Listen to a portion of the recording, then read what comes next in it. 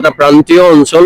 অঞ্চল হৈছিল 1947 চনত স্বাধীনতাৰ সময়ত। তাৰ আগতে আচলতে সকলো ক্ষেত্ৰৰ পৰা অসমৰ শিক্ষা বিদ্যায়তনিক উত্তৰণৰ ক্ষেত্ৰত এখন কেন্দ্ৰীয় অঞ্চল আছিল আৰু শ্ৰম কৰি পৰিশ্ৰমৰ মৰ্যাদাৰ কথা বুজি পাই যিটো অঞ্চলৰ মানুহে সমিল মিলেৰে সৈতে অসমৰ অৰ্থনৈতিক জগতখনলৈ পৰিৱৰ্তন আনিবলৈ সক্ষম হৈছে, সেইখিনি মানুহক আমাৰ সংবিধান বা ৰীতি নীতিয়ে দিয়া অসম চুক্তি বা NRCয়ে দিয়া পদ্ধতিগতভাৱে কাম নকৰি আমি আৱেগিকভাৱে মানুহক উত্ৰাৱল কৰি যেতিয়া মানুহক বিভাজন কৰা দেখিবলৈ পাওঁ, তেনে সময়ত চুকচৰ উচ্চতৰ মাধ্যমিক বিদ্যালয়ৰ মহাৰাজৰ জয়ন্তীত উপস্থিত থাকি মই অত্যন্ত সুখী হলো। আৰু মই এটা কথা স্পষ্টভাৱে কৈছো যে 71 চনৰ 25 মাৰ্চত যদি কোনোবা সন্দেহযুক্ত নাগৰিক আহিছে তেনে মানুহক বহিষ্কাৰ কৰক, কাৰণ তেনে মানুহক বহিষ্কাৰ কৰিব পৰা শক্তি কেন্দ্ৰীয় চৰকাৰ ৰাজ্য চৰকাৰৰ আছে। কিন্তু তাৰ আগতে অহা মানুহ, যিখিনি মানুহে অসমৰ সত্তাটোৰ লগত বিলীন হৈছে, নিজৰ বহু কথা পৰিত্যাগ কৰি অসমীয়া ভাষা সাহিত্য সংস্কৃতিৰ বাবে সমৰ্পিত কৰিছে, অসমীয়া মাধ্যমৰ বিদ্যালয় আজিৰ পৰা 150 বছৰ 130 বছৰ আগতে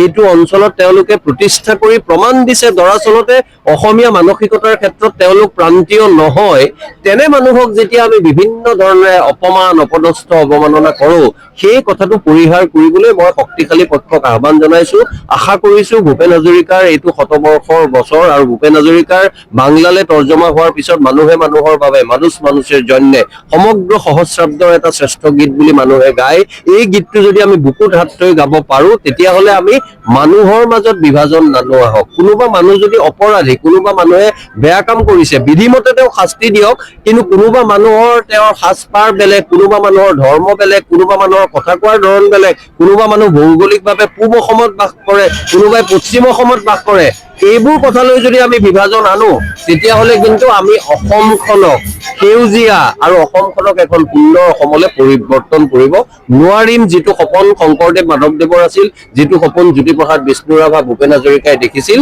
সেই এখন অসমৰ কল্পনা কৰিবলৈকে মই আজি ইয়ালৈ আহিলো আৰু আজি এইখিনি মানুহক মোৰ কথাখিনি কলো। কিমানে গ্ৰহণ কৰে নাজানো, মই ভাবো তেনে কথাখিনি যদি গ্ৰহণ কৰে আমাৰ অসমখন অনাগত সময়ত গণতান্ত্ৰিক চেতনা আৰু মানৱতাবাদী চেতনাৰ ক্ষেত্ৰত এধাপ হলেও আগুৱাই যাব আৰু সমগ্ৰ অসম বা ভাৰতৰ বাবে বা পৃথিৱীৰ বাবে সেইটো এটা হ'ব আশাৰ বতৰা। আমাৰ বিধায়কগৰাকীও কৈছে এই মানুহখিনি উজনি অসমৰ বা বিভিন্ন ঠাইত কাম কৰিবলৈ গ'লে লাঞ্ছিত হয়।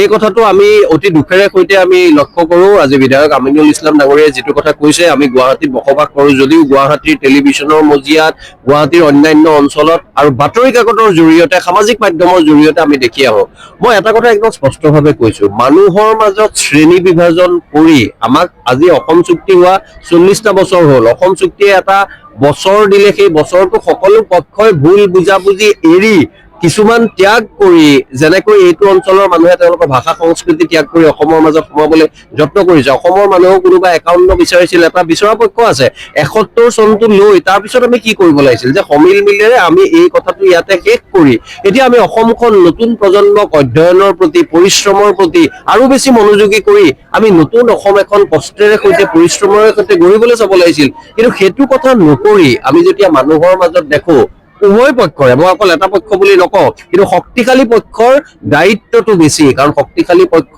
সংখ্যাগুৰুৰ দায়িত্ব সদায় বেছি। যেনেকৈ বাংলাদেশত এতিয়া সংখ্যালঘু হিন্দুক নিৰ্যাতন কৰোতে, নিপীড়ন কৰোতে, হত্যা কৰোতে আমি সেই কথাটো প্ৰতিবাদ কৰিছো। মই অন্ততঃ যি ঠাইতে থাকো সকলো ঠাইতে প্ৰতিবাদ কৰো। তেনেকৈ মই ভাবো যিটো অঞ্চলত, যিখন দেশত, যিখন ৰাজ্যত সেই সংখ্যালঘু মানুহ থাকে, তেওঁলোকৰ আচলতে গোটেই কথাটো যাতে তেওঁলোক সুৰক্ষিত হৈ থাকে তাৰ দায়িত্ব সংখ্যাগুৰু মহলে লোৱাটো এখন সভ্য সংস্কৃত দেশৰ বা সমাজৰ এটা লক্ষ্য বুলি মই ভাবো। আজি যদি মই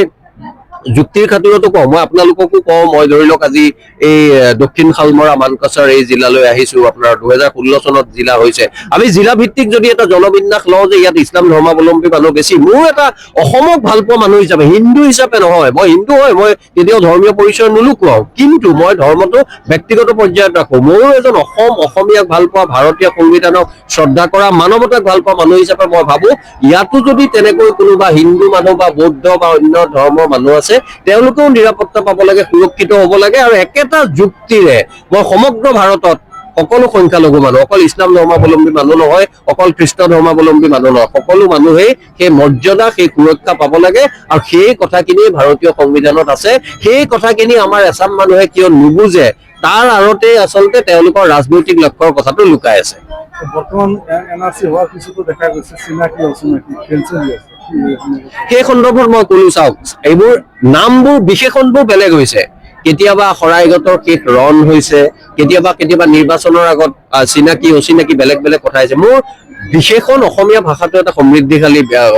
ভাষা গতিকে ইয়াত বিশেষণ লগোৱাত মোৰ আপত্তি নাই কিন্তু মোৰ এটা কথাতে আপত্তি আছে বিশেষণ ব্যৱহাৰ কৰি আমি যদি এটা জনসমষ্টি সদায় যদি মনোকষ্ট দিওঁ সদায় যদি অৱমাননা কৰি থাকো আমি হয়তো ৰাজনৈতিকভাৱে আমি শৰ্ট টাৰ্মত ক্ষণস্থায়ীভাৱে লাভৱান হ'ম কিন্তু আমাৰ যদি সঁচাকে যদি ভাবে যে এওঁলোক বেয়া বা এওঁলোকৰ এইখিনি কথা বেয়া তেওঁলোকে বিধিসন্মতভাৱে ভাৰতখনটো এখন বিধিসন্মত সংবিধান থকা ৰীতি নীতি থকা দেশ এনেধৰণৰ কথাৰে মানুহৰ মনত মনোকষ্ট নিদি বিধিমতে আমি কাম কৰিব লাগে বিধিমতে যদি কোনোবাই তেনেকুৱা ধৰণৰ শাস্তি পাবৰ যোগ্য তেওঁ শাস্তি দিয়ক মোৰ by following the due process of law তাত মোৰ আপত্তি কৰিব লগা একো নাই মোৰ আপত্তি এইটো যে কোনোবাই নিৰ্বাচনত জিকিবলৈ কোনোবাই কিবা ন্যস্ত স্বাৰ্থ সুৰক্ষিত কৰিবলৈ আজি মুছলমানে হিন্দুক গালি পৰা হিন্দুৱে মুছলমানক গালি পৰা নাস্তিকে আস্তিকক গালি পৰা এই ধৰণৰ প্ৰৱণতা উজনীয়া নামনিয়ে উজনিক এই ধৰণৰ প্ৰৱণতাৰ পৰা আমি আঁতৰি মই আকৌ কৈছো ভূপেন হাজৰিকাৰ জন্ম শতবৰ্ষত আমি যাতে মানুহে মানুহৰ বাবে গীতটো গাই বুকুত হাত থৈ গাব পাৰো তেনে এখন অসমৰ মই কল্পনা কৰো